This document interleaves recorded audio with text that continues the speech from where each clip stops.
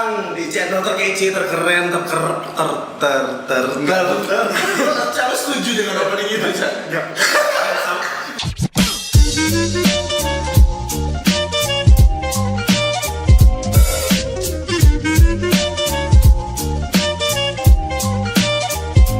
Selamat datang di channel kita, namanya Triangle Arrangement. Channel Triangle Arrangement. Di sini kita akan bahas mengenai common sense orang-orang. Apa aja sih opini-opini yang ada di publik sekarang? Trending apa yang dibahas sama orang-orang kayak gitu ya? Dan mencoba mencari common grounds-nya. Ya, coba mencari common ground. Coba tolong diartikan Pak Eca, itu common ground itu apa ya? Ya paling tidak di antara kedua sudut pandang ini, antara pro dan kontra ini ada satu titik temu gitu. Oh, Titik di mana kita sepakat untuk tidak sepakat. intinya kita ingin mendiskusikan satu hal, apakah kita sepakat tentang hal ini atau enggak. Ya, dan sini gua kenalin di kanan gua, ini namanya Dimas. Di sini Eca di kiri gua. Kalian bisa follow juga channelnya mereka masing-masing. Topik yang akan kita bahas kali ini adalah tentang YouTube menjadi lahan industri. Ini topik yang sangat ini topik yang sangat mengerikan sih. Ya, kita ibarat kata kayak YouTuber yang udah subscriber 1 juta men. Iya. Nggak apa-apa, gaya aja. Iya. Kayak penting banget ya. Video perdana loh. Video perdana tuh. Iya. Gue lupa siapa pernah bilang tuh fake it till you make it. Itu quote siapa ya? Ini kita harus cari tahu. Apakah YouTube itu pantas dijadikan sebuah industri atau enggak? Pantas. Enggak. Pantas enggak? Oke. Dari Bung Eca membilang pantas, dari Bung Dimas tidak bilang, Bung Mas Bay, maksudnya Dimas ini loh. Serang dulu lah. Mas Bay. Oke. Bung Mas Bay bilang tidak pantas. Silahkan. Asal terusis ya. Kayak Oke. Itu bakal bersensor. video ini akan banyak beatnya nih. Menurut lo kenapa sih?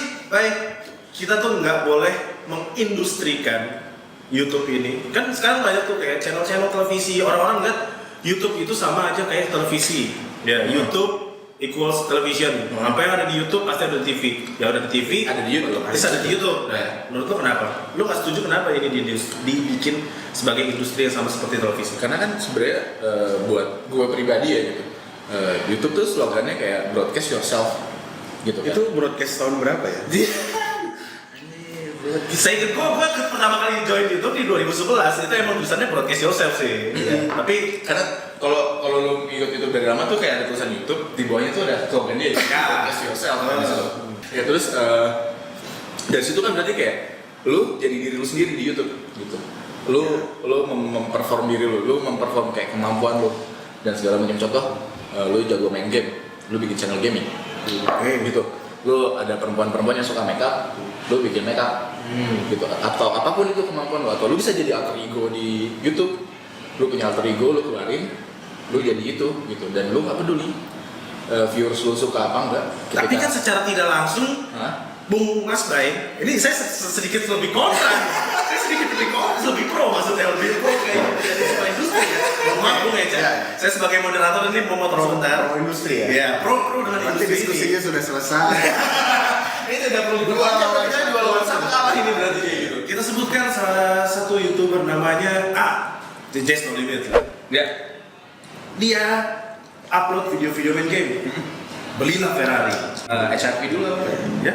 HRV dulu. HRV dan apa lah HRV terus beli BMW terus beli Ferrari. Ini kayak Intinya Bukankah itu mengindustrikan videonya mereka sendiri tuh kalau kayak gitu?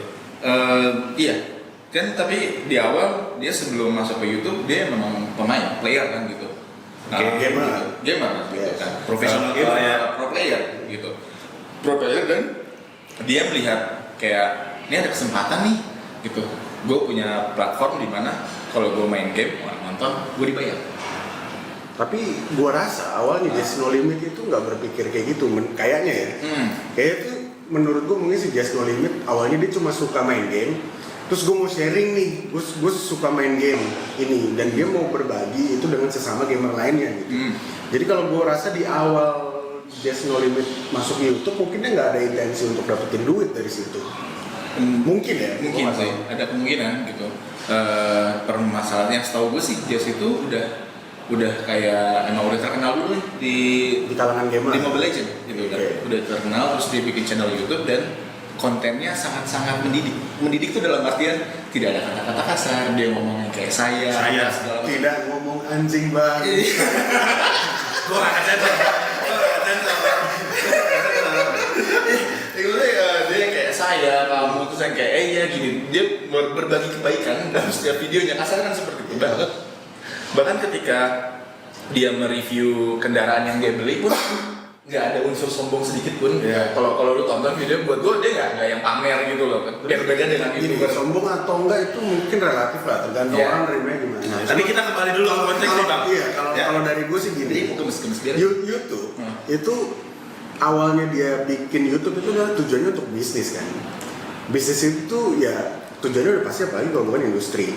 Dia sudah menjadi industri. Dia itu jualannya konten. Konten bukan dia yang create, tapi seluruh orang di dunia bisa bikin konten. Apapun itu kontennya. Apapun itu kontennya. Nah kalau emang ternyata konten itu banyak yang suka, ya kan nggak salah juga, ya kan? Artinya emang dari awal itu YouTube sudah jadi industri. Salah lo bikin kontennya idealis atau enggak, itu kan pilihan aja. Iya. Kan mulai YouTube itu mulai rame itu setelah hitungannya kita bisa bilang Arab lah ya. Arab yang jadi dia salah satu pionir yang bisa kita bilang kalau Reza Octavian ya. Iya, lu main game, lu bisa tajir gitu dari YouTube, lu main game di YouTube, lu bisa punya duit banyak gitu kan. Habis dari situ kan banyak yang subscriber dia yang akhirnya jadi kayak gue mau jadi YouTuber gitu. Tiba-tiba YouTuber jadi profesi. Ya. Iya, maksud gue kan gitu. Sedangkan sebelumnya tuh nggak ada kepikiran gitu. Setahu gue Arab tuh kayak pernah cerita dulu, bahkan dia nggak tahu kalau hobi dia main game bisa jadi duit. Setelah dia nonton YouTube-nya siapa gitu, gamers luar, terus kayak dia Video bikin, ya, bukan? kayaknya sih video apa ya, siapa gue lupa deh gitu. Terus yang kayak, oh nih lu bisa lu punya duit dari sini gitu. Habis itu kan dia habis itu, tapi kan setahu gue Arab akhirnya nggak cuman gaming kan. Setelah mulai YouTuber Indonesia gede, macam-macam bikin macam-macam. iya, Edozel, tim Tuan. Tapi sebenarnya kalau misalnya, silakan Bung Ica. Enggak, jadi gue mau masih lagi nih, sebenarnya permasalahannya itu ada di mana?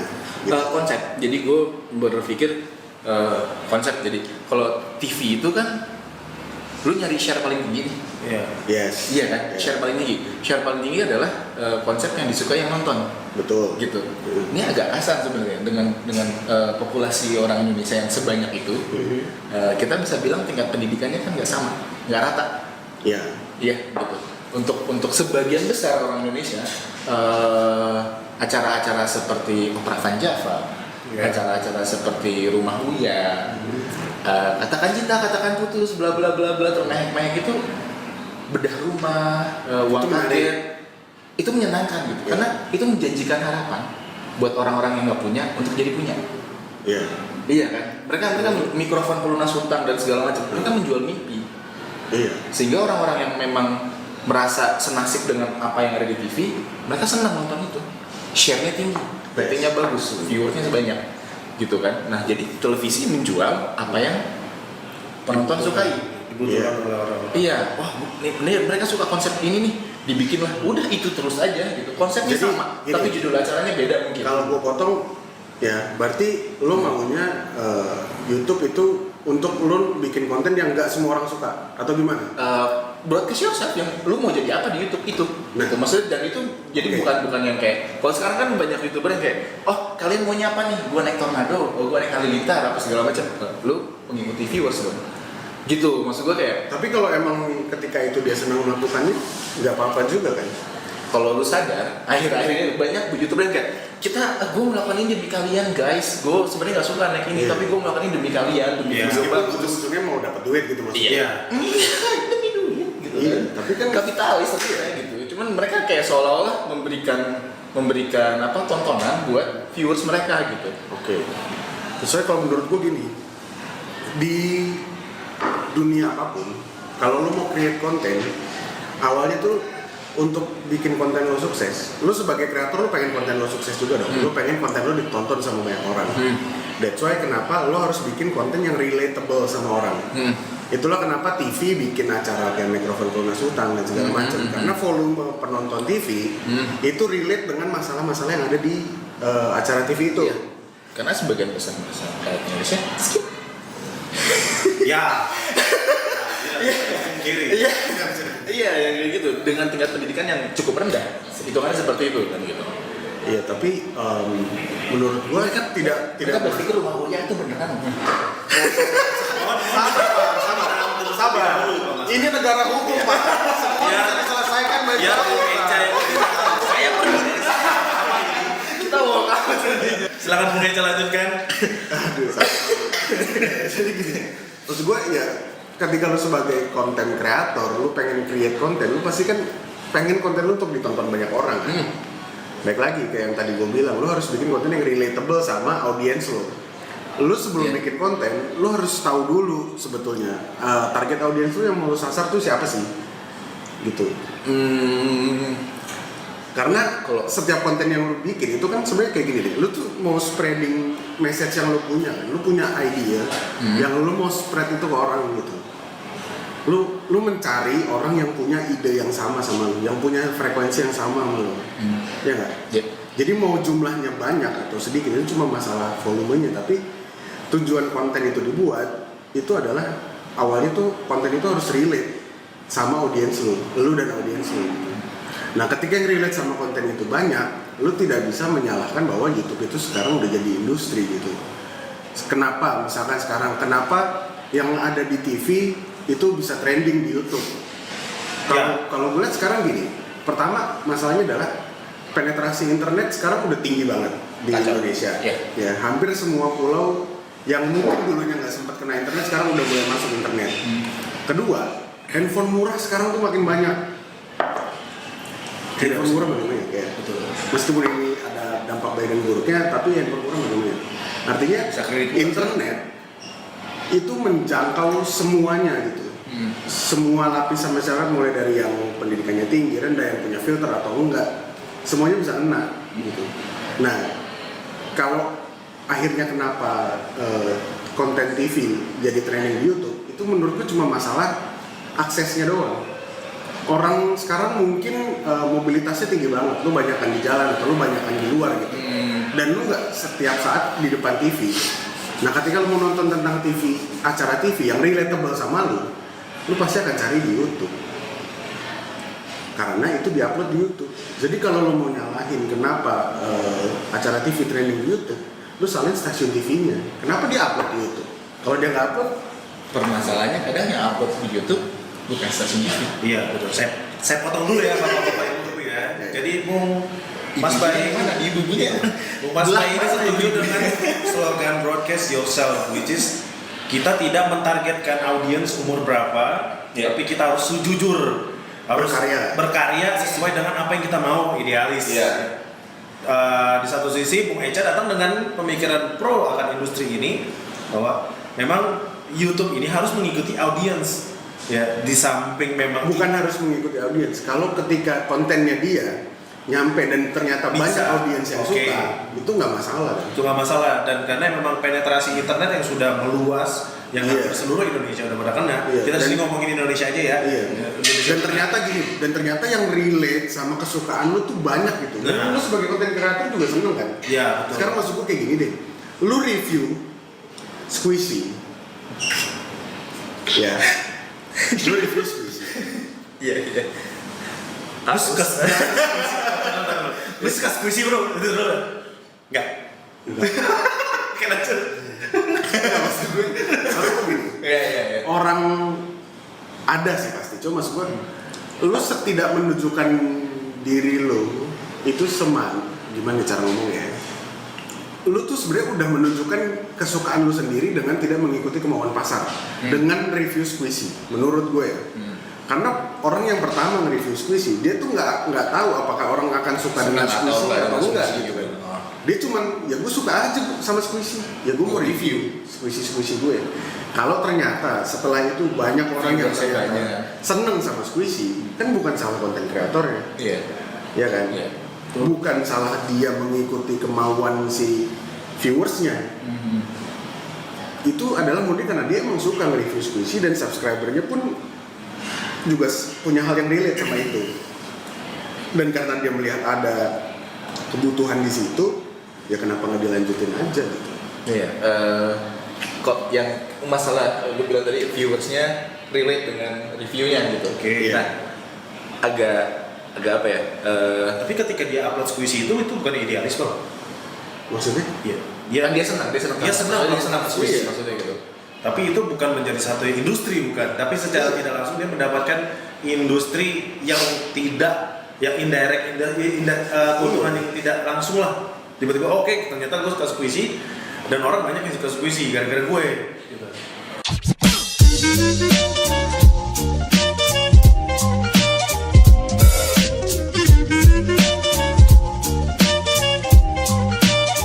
Ternyata gue suka squishy dan orang banyak yang suka squishy gara-gara gue.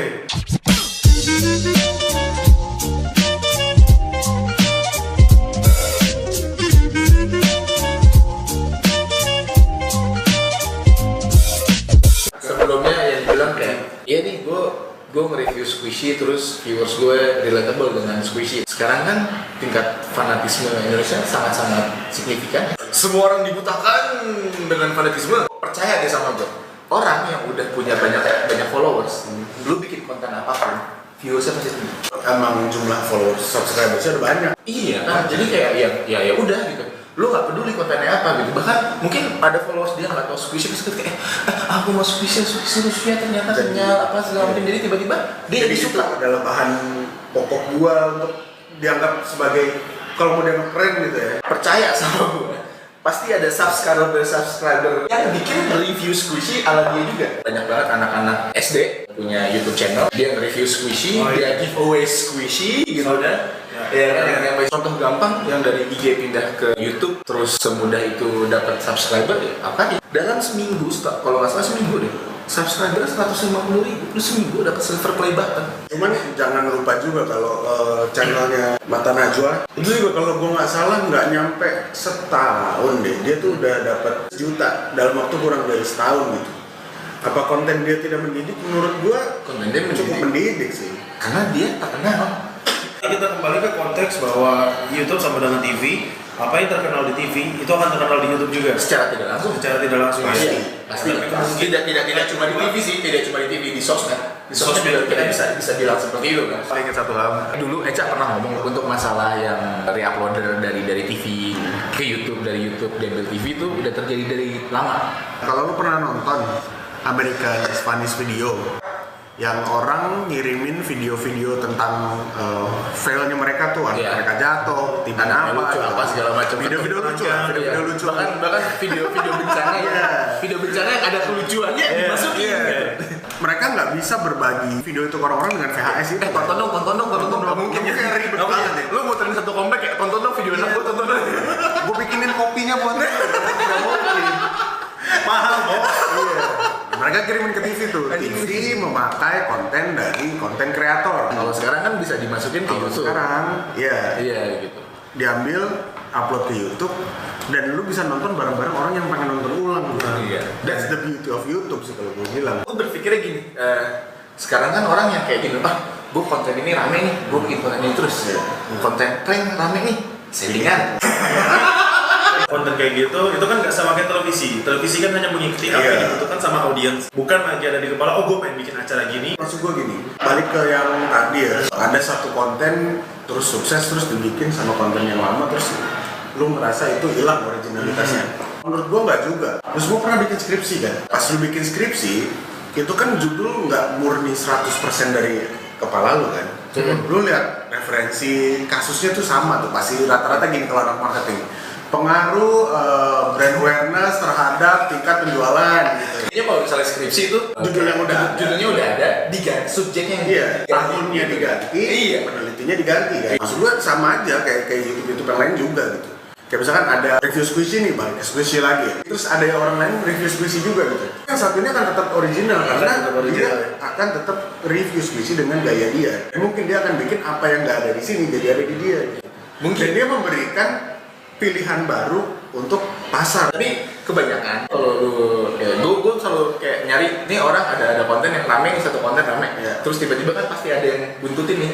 Iya kan? Mereka gayanya akan sama dengan apa yang mereka ikuti karena mereka menonton itu, terus mereka terinfluence.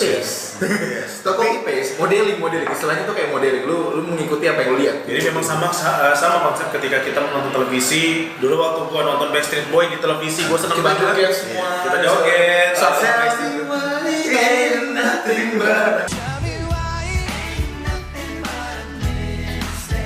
Mungkin ya ada yang pernah tahu kalau dulu ada yang namanya acara Smackdown. Anak kecil yang nonton itu merecreate adegan itu sehingga akhirnya acara itu dipindahkan jam tayang tengah malam. Ya, supaya anak kecil nggak. Ini deh simpelnya, mie ayam. Mie ayam ya. Mie ayam kan banyak banget mie ayam. Lu pasti punya preferensi sendiri tuh buat lu. Gue suka mie ayam ini, gue suka mie ayamnya Gajah Mada. Setiap orang tuh ada preferensinya sendiri dan sebenarnya itulah kerennya YouTube gitu. Banyak orang bikin konten yang sama, tapi lu tetap punya pangsa pasar sendiri. Lu dan penontonnya lu bisa milih lu mau nonton siapa. Jadi kita kembalikan ini ke para penontonnya untuk memilih siapa yang akan ditonton, karena itu akan impact juga ke mereka masing-masing. Betul ya, betul. Ini informasi yang diterima juga akan bermanfaat. Gue jadi kepikiran iya di YouTuber itu kan influencer, menginfluence influence orang, gitu. Dulu jadi yang kayak gue mikirnya YouTube menginfluence orang untuk kayak contoh gaming lah yang paling gampang. Dulu influence itu gue harus lihat gameplaynya, gitu. Gue harus lihat cara dia bermain. Tapi sekarang yang dalam benak viewers adalah, oh kalau gue bikin channel YouTube gaming kayak gitu, gue bisa punya duit, gue bisa beli mobil, gue bisa beli BMW, gue bisa beli HRV. Berarti itu nggak gue bisa merunut ke idealis lo bahwa YouTube is as a broadcast yourself. Iya gitu, karena sekarang dalam mindset orang-orang adalah lu main YouTube, lu punya duit, kapitalis seperti kami. Kami mah belum punya. Kami mah tolong subscribe. Tapi gimana kalau misalnya gue menyebutkan contoh case-nya itu adalah acara trending tentang berita-berita gosip artis A cerai dengan artis B, itu jadi trending satu. Terus ada orang A digondol polisi atau kucing diputer-puter, itu jadi trending. Nah, menurut kalian gimana? Itu trending. Kalau kucing diputer trending? Enggak. Gue harus tahu sih itu trending apa enggak. Itu aja artis cerai itu trending. Dan gue sih kalau artis cerai atau berita-berita gosip lainnya itu sebenarnya kalau buat gue bukan 100% salah sih yang upload konten. Ya. Oke. Berarti soal siapa dong bang? Kalau gue bilang ya balik lagi penontonnya sendiri gitu. Ketika di YouTube nih, di YouTube tuh lu punya pilihan gitu untuk nonton macem-macem gitu, mulai dari yang bermanfaat buat lu sampai yang nggak bermanfaat buat lu sampai bisa menjerumuskan lu. Berarti emang kalau misalnya kalau lu pilih untuk nonton berita gosip kayak gitu, ya berarti emang dari elunya aja udah ngehe gitu. Iya gitu. Gue lagi inget-inget nih, gue kepencet gak ya kemarin. Gue takut juga kalau gue pencet. Kemana Bung Eca nih? Bung Eca tiba-tiba hilang. Gak gitu. Gue gak akan cut. Kalau misalnya dari sisi re-upload yang trending itu nggak ada masalah ya. Jadi emang ternyata kita kembalikan lagi ke para usernya ya, penontonnya ya. Dan Bung Eca juga mendukung dengan industri itu tetap ada ya. Yang maksudnya YouTube is as sebagai industri. Iya. Itu emang ya so as it is gitu. Karena emang dari awal YouTube memang udah monetize, semua orang juga bisa mengindustrikan itu. Dari Bung Mas Bay ngelihat idealismenya orang-orang itu, kalau misalnya lo masuk ke YouTube jangan mikirin sebagai untuk lahan mencari uang, tapi untuk mengeluarkan ide kreatif lo. Apakah orang suka dengan ide kreatif ini? Toh industri ini akan follow juga ujung-ujungnya. Iya, ujung-ujungnya maksudnya kayak gini, lu punya hobi mancing, lu ikut lomba mancing, lu jadi pemancing profesional, lu hidup dari hobi lu. Mudahnya gitu kan. Jadi maksud gue kayak konsep YouTube yang gue tangkap adalah seperti itu gitu. Ketika lu menjalankan apa yang lu senangi, lu menjalankan apa yang memang lu passion di situ, bukan sekedar mau menyenangkan orang untuk demi duit doang. Iya gitu. Emang kayak lu menjalani apa yang lu inginkan, lu punya jiwa entertain pastinya. Karena lu nggak mungkin bikin video, lu nggak punya jiwa entertain. Saya nggak punya jiwa entertain Pak, saya bisa bikin video. Iya maksudnya gitu. Itu kita semua punya jiwa entertain. Tapi sebenarnya kami hanya memanfaatkan dia. Karena dia bisa ngedit, dia cuma modal bacot. Gue berusaha menyampaikan satu hal untuk mungkin bisa jadi common ground kita nih. YouTube itu menurut gue sampai sekarang masih konsisten dengan tagline-nya ya, si broadcast yourself itu. Tapi ketika kontennya itu ternyata disukain sama banyak orang, bahasanya terindustrialisasi, ya harusnya kita nggak kenapa-kenapa juga dengan itu gitu, karena artinya banyak orang yang suka dengan dia menjadi dirinya sendiri. Gue gak masalah dengan YouTube jadi industri. Yang gue permasalahkan adalah konsep YouTube sekarang jadi kayak TV gitu. Lu bikin konten sesuai dengan yang viewers lu minta, bukan lu sendiri yang pengen. Gue seneng ngangkat barbel, bang jangan angkat barbel mulu dong, angkat kursi kayak angkat meja, jadi angkat kursi jadi angkat meja kan gitu. Angkat yang nggak penting. Dari Bung Mas Bay nggak setuju dengan konsep YouTube selalu lebih dari TV.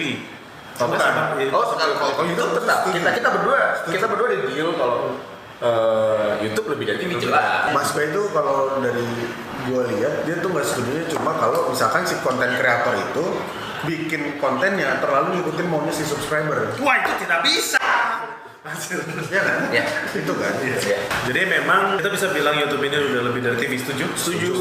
Kita udah sampai di titik ujung pembincangan ini ya kita Nggak, tapi gini. Nggak tahu ya. Gue merasa YouTube itu sekarang beda gitu. Ngerti nggak sih? beda gimana tuh bang?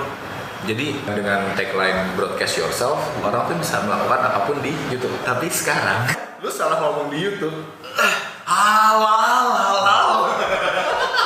Ya balik lagi sih. Dihalalkan. Itu kitanya juga sebagai konten kreator mesti cerdas. Ya. Dan hati-hati juga, maksud gue gini, ketika lu mau menyampaikan ide lu ke orang, awal idenya kenapa lu cara menyampaikannya itu dengan begitu, kan lu nggak terima dengan orang yang nyampein cara idenya begini, makanya lu bikin dengan cara lu sendiri. Iya.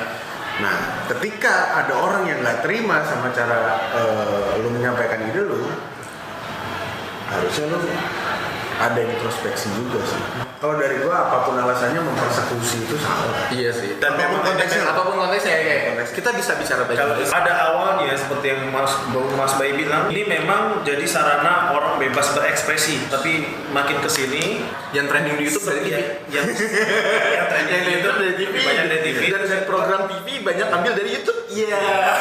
Makanya gue bilang YouTube jadi industri, gue nggak masalah. Dan karena orang udah beririsan. Cuman emang masalahnya adalah ketika si konten kreator itu terlalu ngikutin maunya si subscriber. Iya. Kalau dia ngikutin subscribersnya, selama dia masih jadi diri dia sendiri, nggak apa-apa. Nggak akan ada masalah ya. Iya.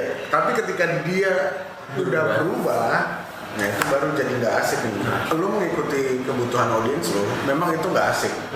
Tapi itu wajar. Karena menurut gue gini, kita ngomong deh satu perusahaan nih, dia kan nggak mungkin ada di peak terus kan. Iya. Ketika dia udah ada fasenya orang udah bosan, dia kan harus melakukan inovasi baru tuh. Nah, that's why dia harus ngedengerin sebenarnya apa sih yang pasar gue mau nih tentang gue. Dia tidak menjadi dirinya sendiri, mungkin iya. Apakah itu dia mengubah dirinya sendiri?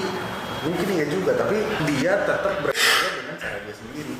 Kita makes a common sense di sini ya, bikin satu persamaan bahwa kita sepakat YouTube lebih dari TV ya. Iya. Sepakat ya.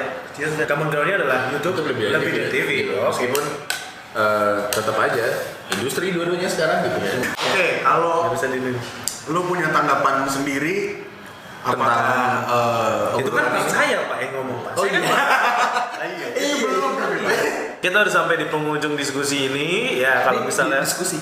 Nggak, ini obrolan kan? Ini ada obrolan cicet sambil minum.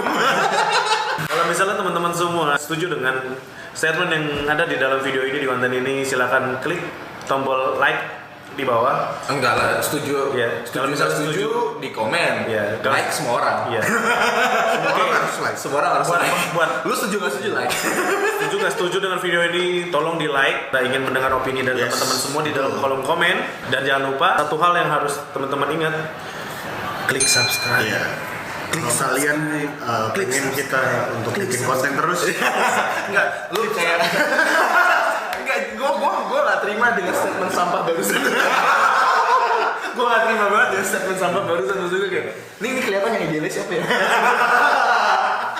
Gua nggak terima dengan statement barusan kayak gini. Gua nggak peduli lu seperti apa. Kalau lu suka subscribe gitu. Iya. Ya udah gitu. Berarti lu akan menikmati konten seperti ini. kalau lo suka Terus-terusan. subscribe kita, kalau lo nggak suka subscribe. Itu. Dan kalau nggak suka kita bisa bicara. Kita bisa bicara. Kita ngomong dulu baik-baik. Iya. Oke, gua Adot. Eca. Mas Bay. Oke, kami mau Ciao. pamit. Sampai jumpa di video Common Ground selanjutnya. Bye.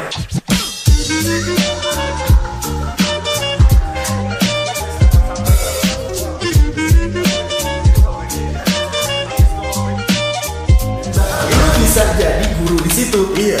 Lu nggak punya ijazah, lu nggak belajar dulu. Dan ini bukti nyata ya. Dan lu juga bisa mempekerjakan orang-orang yang punya ijazah.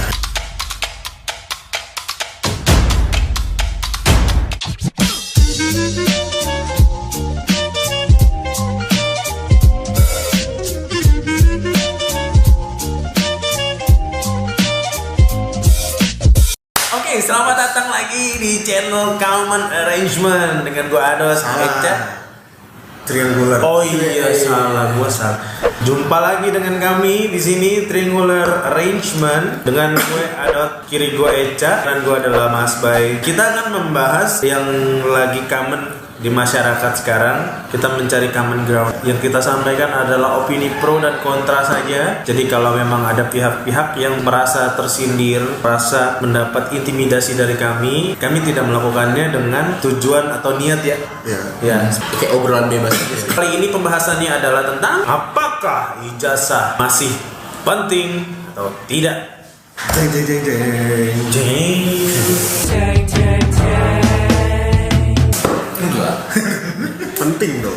Gue butuh ijazah. Oke. Ijazah tuh masih penting sekarang. Mas Bay merasa ijazah itu tidak penting. Ijazahnya kan? Iya. Ijazahnya. Ijazah udah nggak penting sekarang. Tahan dulu sebentar, Bu. Yes. Oke, bisa sebutkan Pertama, lu ingat kan beberapa waktu lalu sempat ada kasus ribuan orang di wisuda padahal nggak kuliah. Banyak orang yang sekolah tinggi-tinggi, tapi statementnya tuh kayak, aduh, mau bilang bodoh tapi kasar, nggak dibilang bodoh tapi goblok. Gue melihat tingkat pendidikan tidak menjamin isi kepala orang. Tingkat pendidikan itu tidak menjamin pola pikir orang gitu. Jadi kenapa buat gue ijazah nggak penting dalam sudut pandang itu. Oke, jadi ijazah itu hanya sebuah kertas tertulis yang tidak direfleksikan dengan baik oleh pemiliknya. Umur itu pasti tua. Umur itu absolut. Dewasa itu pilihan. Saya suka nih. Kalau gue sekarang gini, kalau memang ijazah sudah nggak penting lagi sekarang dan ijazah tidak menjamin isi kepala orang itu gue setuju. Tapi gimana lu mengukur orang ini terdidik atau enggak kalau nggak ada ijazah? Oke, Atau jadi lu- ijazah ini lu sebagai untuk ukuran ya. membuktikan bahwa lu itu terdidik atau enggak gitu. Mau dilihat dari mana? Sebenarnya kan kalau lo membahas masalah ini orang terdidik apa enggak, lembaga pendidikan bukan satu-satunya tempat untuk lo belajar. Lo bisa mendapatkan pendidikan enggak dari lembaga pendidikan. Tempat pendidikan pertama di rumah, kedua lingkungan, teman-teman lo, orang yang sering main sama lo setiap hari itu tempat lo belajar. Iya. Kalau itu terdidik secara perilaku biasa untuk attitude, untuk terdidik secara akademis, lu dilihatnya dari mana kalau nggak ijazah, ya kan? Maksud gua apply ke satu perusahaan, dari mana perusahaan itu yakin bahwa lu ini terdidik kalau nggak ada ijazah? Misalkan ijazah lu menunjukkan lu sarjana desain ya.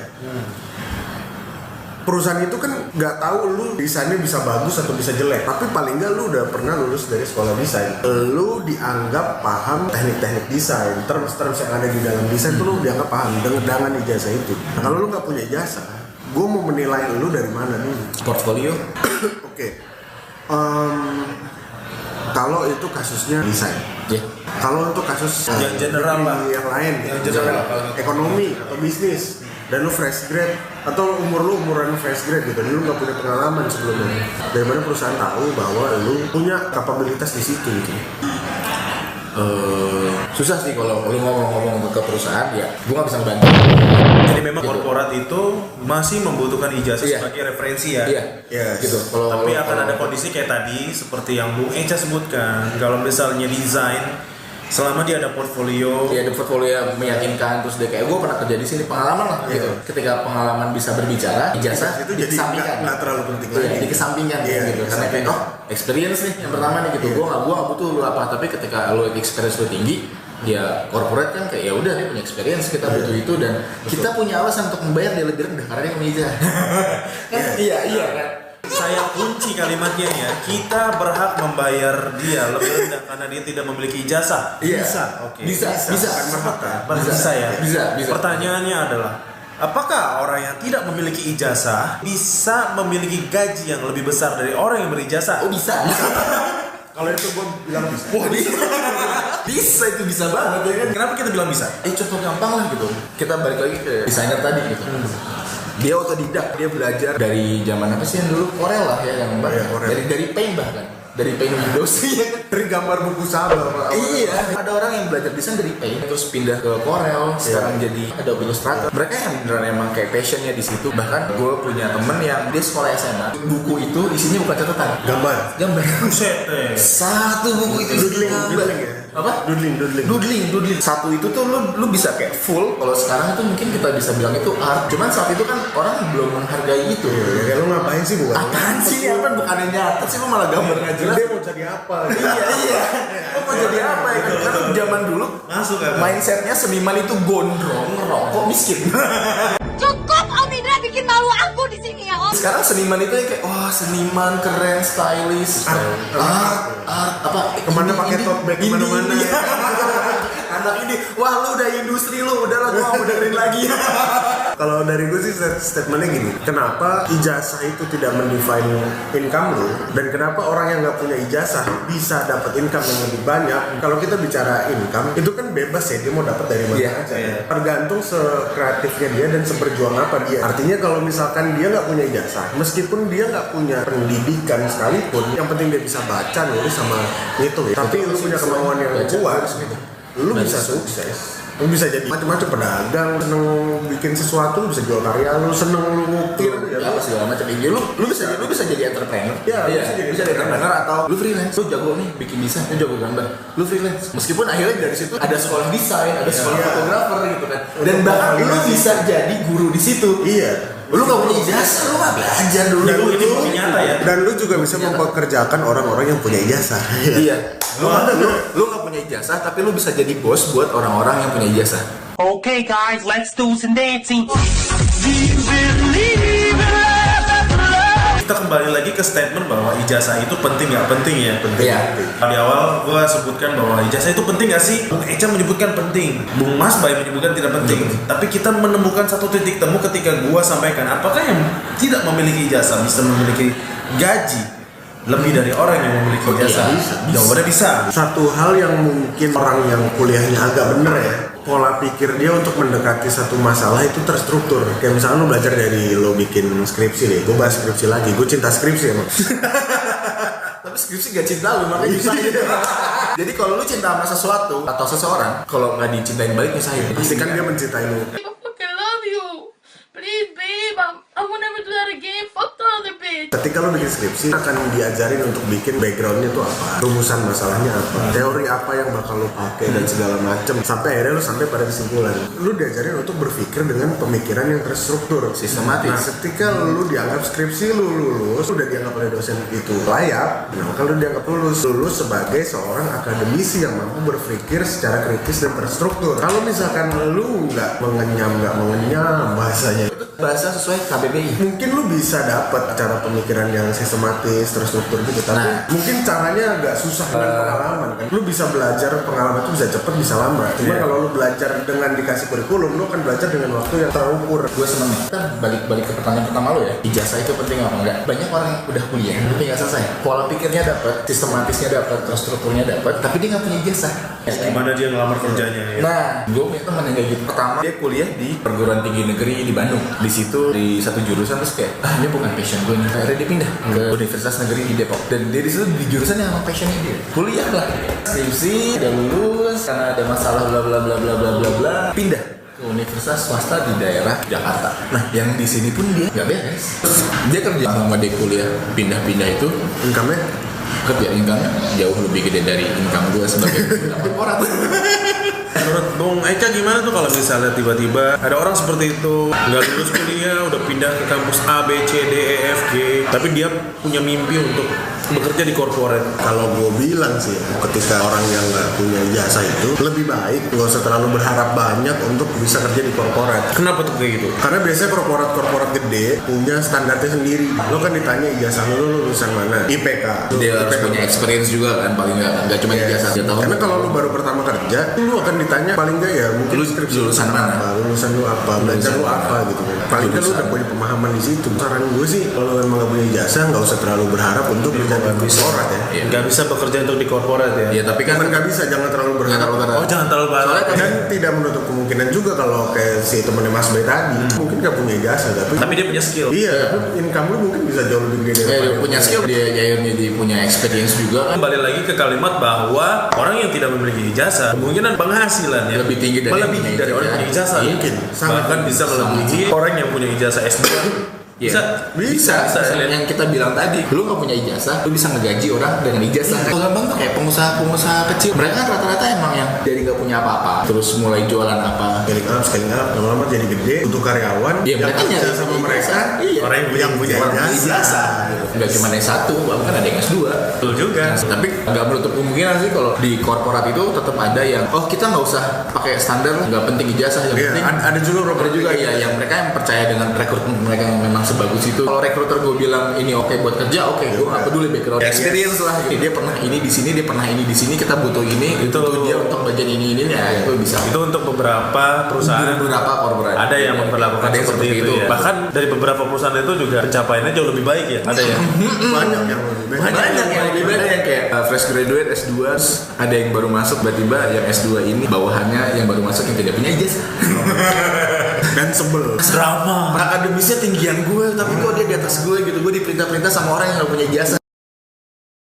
Oke, jadi kita sampai ke konklusinya. Dari video tadi udah kita tanyakan beberapa hal, apakah ijazah ini penting atau tidak. Menurut Bung Echa, ijazah itu penting. Masih butuh. Penting banget kata Bung Echa, karena itu menjadi basis awal ketika ada seseorang yang kita tidak tahu backgroundnya dari mana, mencoba apply ke perusahaan kita bisa lihat, oh apa sih yang terakhir lu lakukan ya? Itu menunjukkan Iya. kalau lu pernah Prestasinya. mengenyam pendidikan. Iya. Penting kalau lu mau kerja di korporat. Mas Bay menyebutkan itu tidak penting. Gak penting, lu bisa membuka lahan lu sendiri ketika lu gak punya ijazah. Lu jago masak nih, buka lahan. Balik lagi ke tujuan lu itu mau jadi apa? Iya. No. Kalau emang lu pengen jadi akademisi, lu mau jadi researcher gitu ya, yang mau nge-research Ya segala. lu butuh pendidikan. Mungkin lu butuh ijazah. Lu butuh ijazah, lu butuh pendidikan.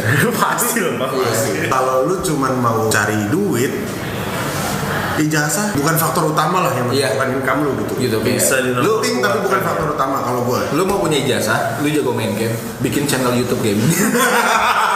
Lu bisa beli Ferrari tapi kontennya harus sopan ya. Tapi kita sebenarnya di sini udah sepakat di satu hal. Ketika kita bicara tentang apakah orang yang tidak memiliki ijazah itu bisa memiliki Income yang lebih. income yang lebih Iya, dari bisa. orang yang ijazah? Bisa. Jawabannya Bisa. adalah Bisa. Kita sepakat di Bisa. kalimat itu. Jangan dijadikan ini sebagai baseline. Bukan berarti akhirnya kayak gini terus kayak aku nggak mau kuliah. Inti sarinya sih saya Inti telah sarinya memabukan. Yang penting bikin happy.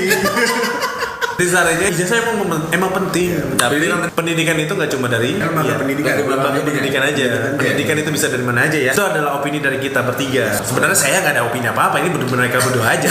Saya numpang aja di sini. Tapi ya, tahu kan yang hobi ngeles apa? Bajai.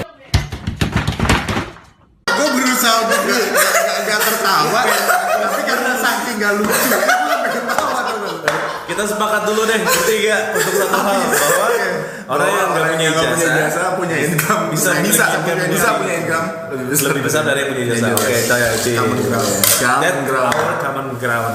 Thank you teman-teman udah pada mau nonton video cheesy kita. Kalau ada yang punya pendapat tentang masalah ini, boleh komen. Nah, tulis apapun itu. Bebas. Tapi sih pengennya lo sampein juga opini lo gitu. Penting Iya, gak sih? gitu. Maksudnya kayak Ijazah Ijazah itu menurut penting lo. gak sih? Dan alasannya kenapa? Dari komen-komen itu kita bisa membuat satu obrolan yang kondusif tanpa harus Pukul-pukulan. merugikan pihak lain. nyari ini alamat rumahnya di mana? Bapak sepertinya tertarik sekali dicari alamat rumahnya, Pak. Ini dicari sama Ayu Ting Ting. Sana kemari membawa alamat. Men kalau lu harus lihat poster Ayu Ting Ting sama Ariana Grande video klip yang tadi masuk. Lihat kan betapa pentingnya ijazah. Gue punya ijazah aja. Oke. Gue ada. Gue Eca. Gue Mas Bayu.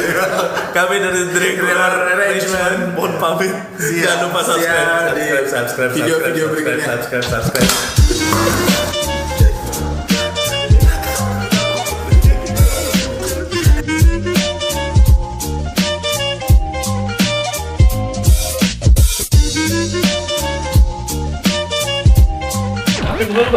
Nih, apa? Baca apa sih? Berita Berita apa? biasa orang Indonesia nikah sama bule, tour guide nikah sama bule, terus yang kayak Ini bre. Nah ini nih trending banget gitu loh. Lu ngerasa lebay banget gak sih? Semua orang nikah anjing. Lu mau nikah sama siapapun, itu rezekinya dia, kenapa harus dipermasalahkan sih? Ini yang orang Indonesia menikah dengan wanita Inggris. Persis bintang Hollywood katanya. Wow. Iya, kalau dia di Inggris sana nikah sama orang Indonesia, Biasa media aja. Inggris tidak ada memberitakan. Tidak ada yang kayaknya. ada orang lokal menikah dengan orang Asia, enggak masuk berita. Emang yang nikah sama bule dia doang?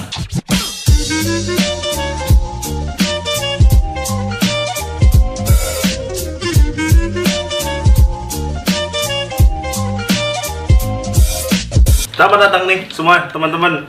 Hai, Kami dari Triangular Arrangement. Gua Adot. Eca. Mas Bay. Ya. Kali ini kita akan bahas masalah yang apa yang ditonton sama Mas Bay tadi. Itu agak-agak unik sih. Konteksnya adalah mental inlander. Wow. Dan Highlander ya? Highlander gak pakai pelatih dong kayak.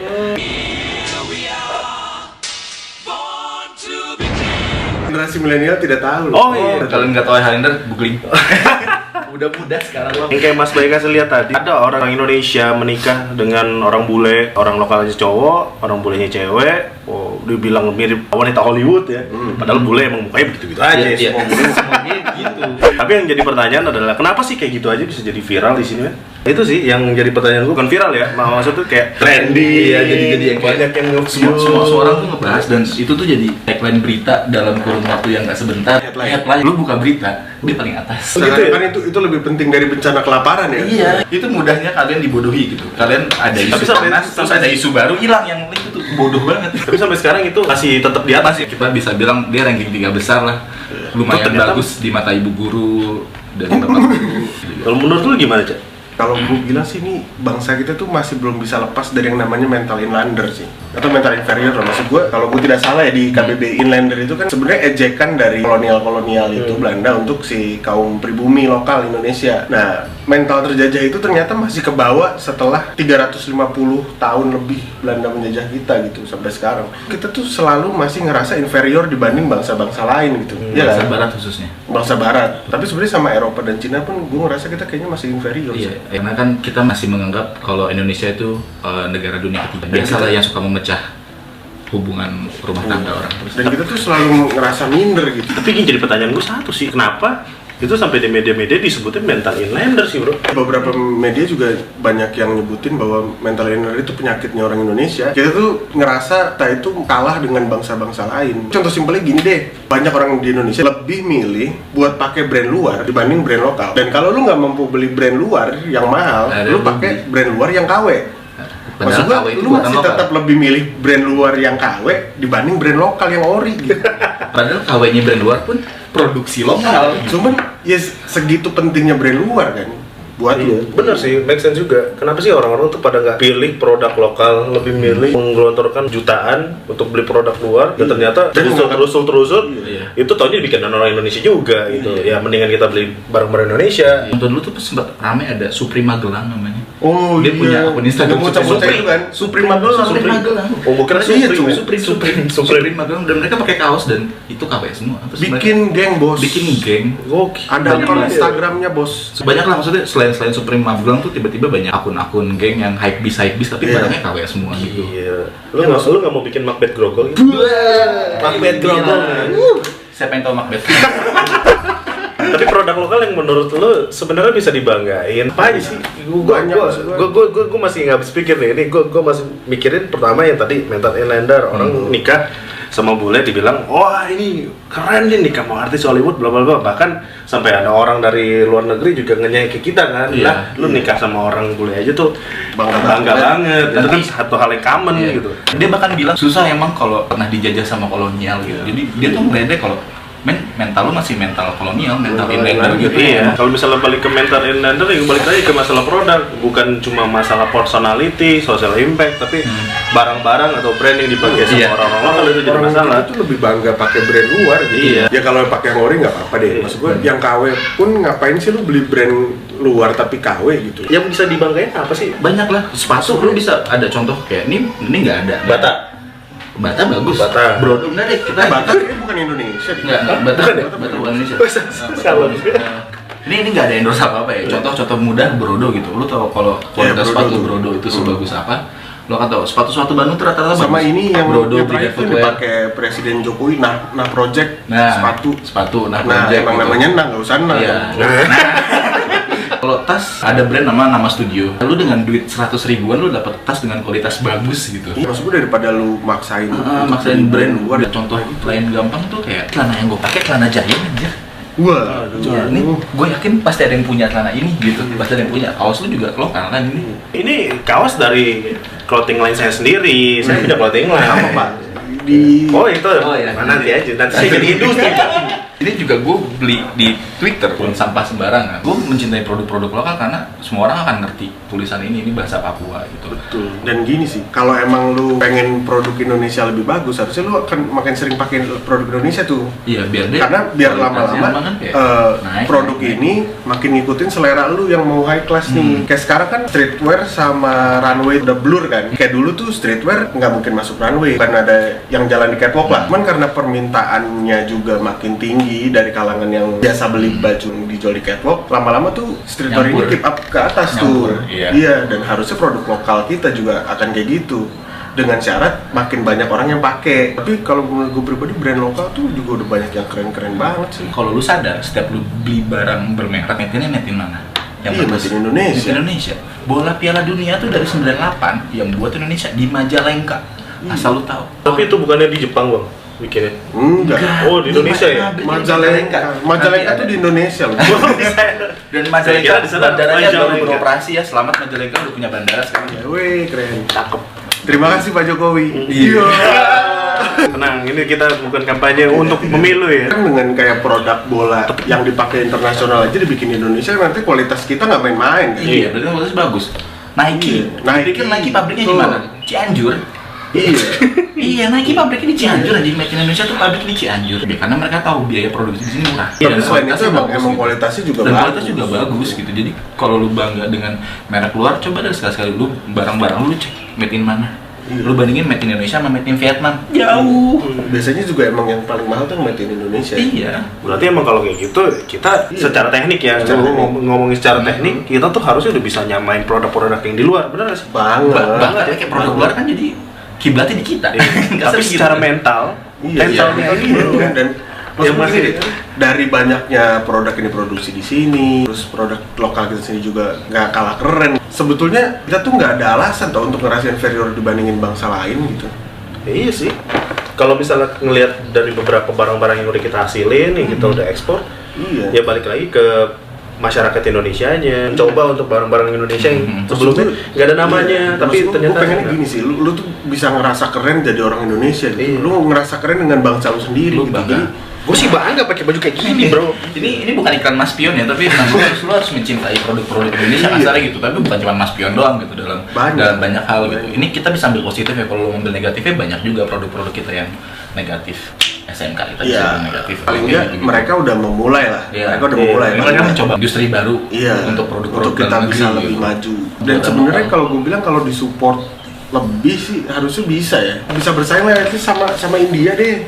Permasalahannya itu tuh di negara kita, orang pintar itu nggak ada yang mau kerja di sini. Kenapa? Nggak dihargain. Contoh gampang atlet. Emang atlet kerja di luar? Berapa kali atlet tuh ada yang kayak, oh gue ikut kejuaraan biaya sendiri. Oh iya. Ketika dia Iya. juara baru diklaim sama negara. Iya. Ayo dong gitu. Itu maksud gue tetep lah disupport dan nggak disupport tuh Indonesia itu udah Udah maju, udah bagus sebenarnya. Udah sangat keren gitu. Jadi Harusnya kita udah bukan dunia ketiga lagi. iya, dan lu nggak ada alasan untuk ngerasa inferior sih. Kita punya banyak gitu. Satu deh, kita punya batik. Batik tuh Identitas bangsa. Iya, identitas bangsa yang negara lain Nggak nggak punya. ada dan nggak punya gitu. Dan itu makna holistiknya juga tinggi sih sebetulnya dari batik itu kan. Batik itu kalau dibalik kitab Oh iya kita. Jadi sebenarnya batik itu bukan cuma sekedar batik tok, enggak. Batik itu kalau lu runut ke bawah Ada makna. ada maknanya. Saat orang Melukis batiknya. apa? Ini kita istilahnya dia Nyablon. bukan nyablon. Agak di sablon ya, di batik. Ada sih ya, Ada yang di di dia sablon. apa itu namanya yang pakai canting itu. Canting, Iya, iya. pakai canting itu Iya, kan. Yang saat- batik, Bos. Iya, maksudnya Itu ngebatik namanya, kegiatannya Bang. apa ngebatik? Ngebatik, ya? Bang. Iya.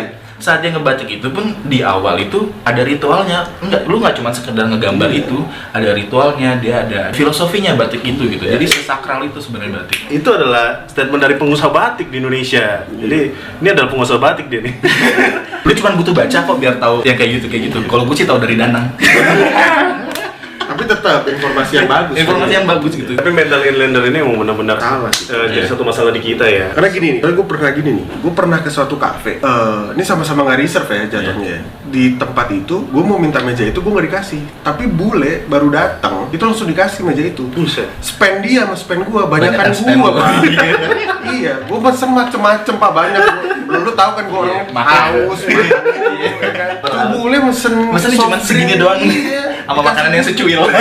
Apa secara estetika kurang kan enggak juga? Enggak. Iya dong. Iya, mungkin karena itu restoran, mungkin restoran luar ya. Maksudnya Enggak, luar restoran lokal. Lokal. Tapi yang disajikan memang makanan lokal Makanan juga. lokal juga. Mungkin udah di branding, Bapak, oh ini mental inlander. Mending Iya. gua kasih ke bule. Maksud gua jangan sampai segitunya sih. Iya. Karena ada yang pernah ngerasain nggak hal yang sama kayak gue? Dan kalian harus tahu nggak semua bule kaya. Iya. Ada orang-orang lokal yang lebih tajir daripada bule ya. Betul. Dan bule juga kalau sini juga mereka tuh memanfaatkan kita. Numpang juga. hidup aja. Iya. Bule tuh yang sini miskin biasanya. Memanfaatkan juga. Kalau misalnya mereka kaya, mereka pasti udah di Hollywood. Iya, kan? kalau mereka kaya mereka nggak akan kesini. Iya, ya, gitu lah. Mereka cuma jual ras mereka doang ketika mereka sini. Oh mereka bule, terus mereka bahasa Inggrisnya lancar, ya iyalah bahasa ibunya. Iya dan kita tuh selalu ngerasa wah mereka tuh hebat ya padahal nggak juga. Nggak juga. Nggak juga. Nggak juga. Bapak ini lah sering berpengalaman sama bule goblok.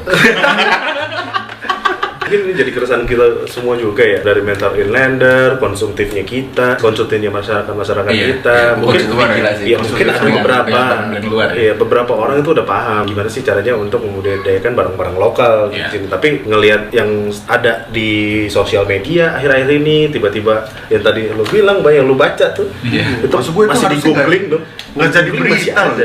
Iya, lu googling orang, lu nulis 3 huruf aja, ORA.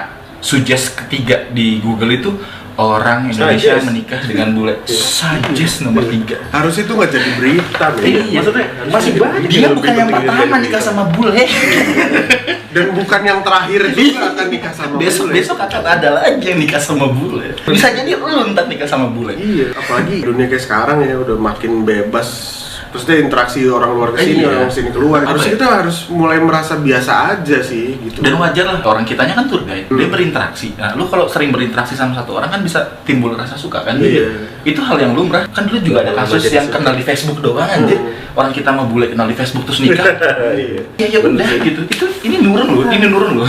Itu belum ketemu langsung, ini udah ketemu langsung. Kenapa jadi rame lagi? Coba kita konklusikan dulu sekarang nih. Ini kan udah kita Breakdown banyak. kita breakdown banyak banget nih. Intinya di sini kita bakal cari nih common ground-nya dari masalah ini tuh apa. Pendapat Bung Eca apa sih yang bisa jadi closing statement common Kalau ground kita? closing statement dari gua, lu harus mulai merasa keren lah jadi orang Indonesia gitu. Karena Indonesia tuh keren gitu. Lu nggak perlu ngerasa inferior sama bangsa lain kok. Coba Pak udah Lu nggak harus bertambah lagi. mulai pede sama diri lu, mulai cinta sama negara lu. Jangan kebanyakan wah banget ngeliat orang luar gitu. Semua biasa aja gitu. Mereka juga ada kurangnya. Kita juga banyak lebihnya gitu. Kita semua masih pipis di kamar mandi. Closing statement dari lu gimana, Pak? Gini deh, yang paling gampang, setiap orang punya kebutuhan. Sesuaikan aja hidup lu sama kebutuhan lu, jangan yang jadi ngelihat ke atas terus gitu. Kalau lu berpikir hidup lu susah, coba lu ke bawah. Ada yang lebih susah dulu. Dan jangankan mereka berpikir untuk beli barang branded, ngeliat bule bercita-cita nikah sama bule atau punya brand barang-barang brand Mikir buat makan besok aja. aja. Hari ini makan aja mereka belum tentu dapat makan gitu. Jadi ayolah, kita cuma butuh bersyukur kok dengan apa yang kita punya. Kalau misalnya lu belajar agama tuh akan yang bilang Tuhan nggak akan ngasih yang lu inginkan gitu. Tuhan akan ngasih yang lu butuhkan. Cakep. Gitu aja. Jadi sesuaikan aja sama kebutuhan. Hidup lu kan lebih senang. Lu lebih tenang jadi nggak yang ngoyo, "Wah, anjing gua harus punya ini nih, ada handphone baru keluar," atau yang kayak wah gila Saprim Summer Season nih baru nih.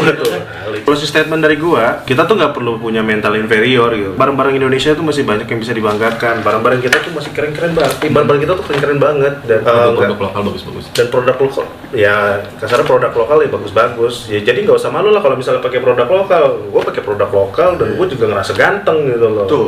Ya, gue juga nggak perlu punya pasangan bule untuk merasa lebih ganteng, walaupun Yes. emang gue nggak ganteng gitu.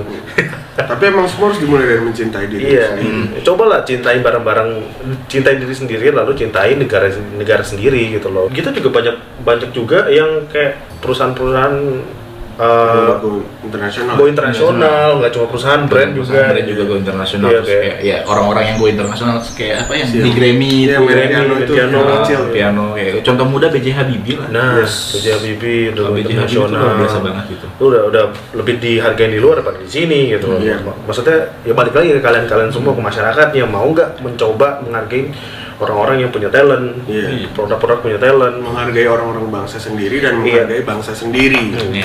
Mari kita mulai dari sekarang, coba cintai negara Indonesia, barang-barang lokal, dan nggak usah lagi ngeviralin yang namanya Nikah sama bule. Nikah. Mental yang Landre bilang kan gitu. Hilangkan. Lu Buang. semua tuh punya kualitas sendiri dalam diri lu masing-masing. Itu sih, Yes. itu yang lu explore, itu yang lu kembangkan gitu. Yap. Gitu. Oke. itu common ground dari kami. Semoga informasi ini bermanfaat. Yang kita bahas di sini ini tidak bersifat untuk menyudutkan siapapun. Yang kami di sini hanya melakukan sharing, diskusi. Apabila ada kalimat-kalimat kami yang kurang menyenangkan, ya itu tidak dilakukan dengan secara sengaja gitu loh. Karena memang kita Itu ingin isi kepala mendesain kami. ini yang ada di kepala kita ya, obrolan ini. Oke, dari gua Adot pamit. Keca pamit. Mas Bayu pamit. Sampai jumpa di Kamen Ground. kawan berikutnya. Bye bye. Lu nggak mau nikah sama gue? Ngapain?